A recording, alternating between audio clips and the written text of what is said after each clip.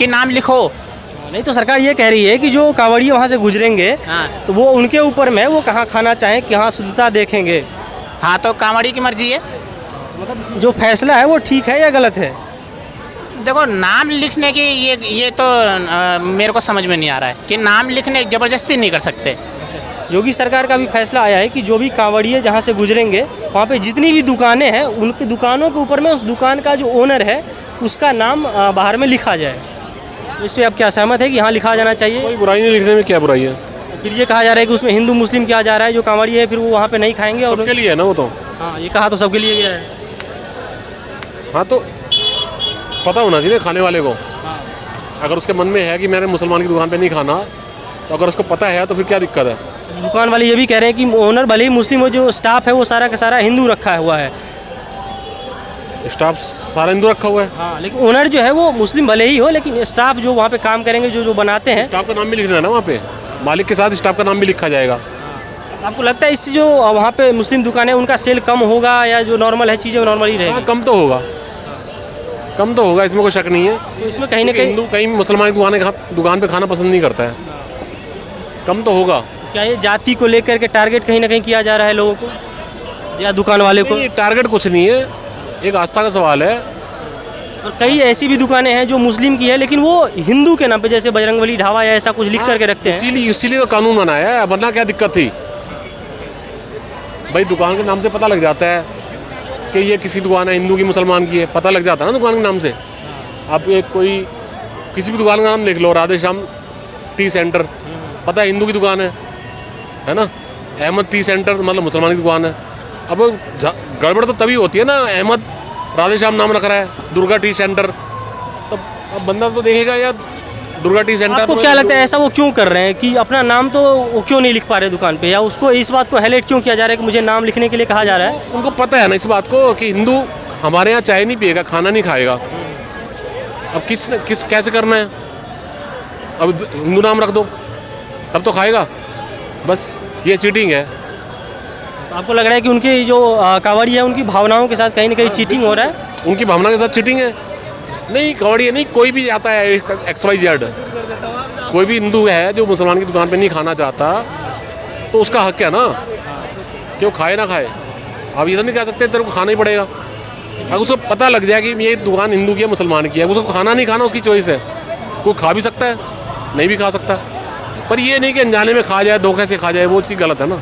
लेकिन कोर्ट ने अभी उस पर अंतरिम आदेश दिया कि रोक लगा दिया गया, स्टे कर लगा दिया गया, और जो अभी सरकार ने कहा था उस पर फिलहाल जो कोर्ट के द्वारा, सुप्रीम कोर्ट के द्वारा महबूबा मोइत्रा के द्वारा फाइल किया गया था कि इसको रोक लगानी चाहिए।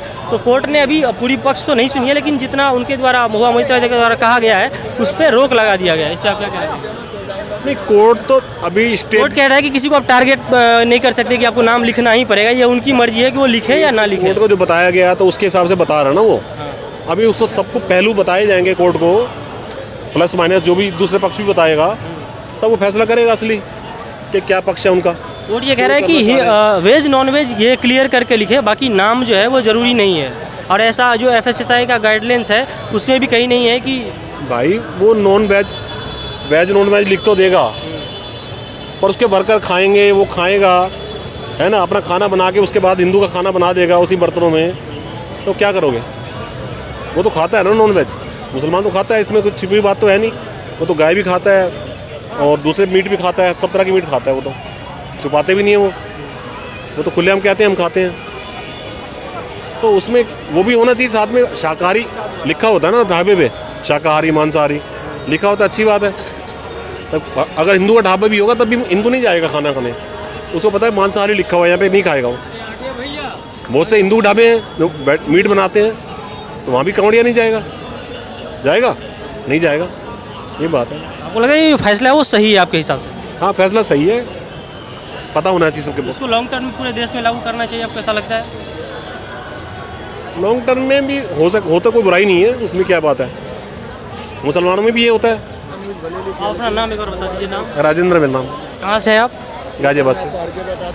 तो धन्यवाद, हमारे साथ अभी ये मौजूद थे और बहुत सारे लोगों से और हम बात करेंगे और जानेंगे कि वो क्या कहना चाहते हैं। यूपी सरकार का एक फैसला आया है, फैसला नहीं कहेंगे आदेश है, इसमें ये कहा गया है कि जहाँ से भी कांवड़िए गुजरेंगे वहाँ पे जितनी दुकानें हैं सबके ऊपर में नाम हो, अब इसको ऐसा बताया और सोशल मीडिया पे प्रेजेंट किया जा रहा है कि ये हिंदू मुस्लिम कार्ड खेला जा रहा है, ताकि जो मुस्लिम के दुकानों पे अगर मुस्लिम नाम रहेगा तो कावड़िए वहाँ पे नहीं खाएंगे।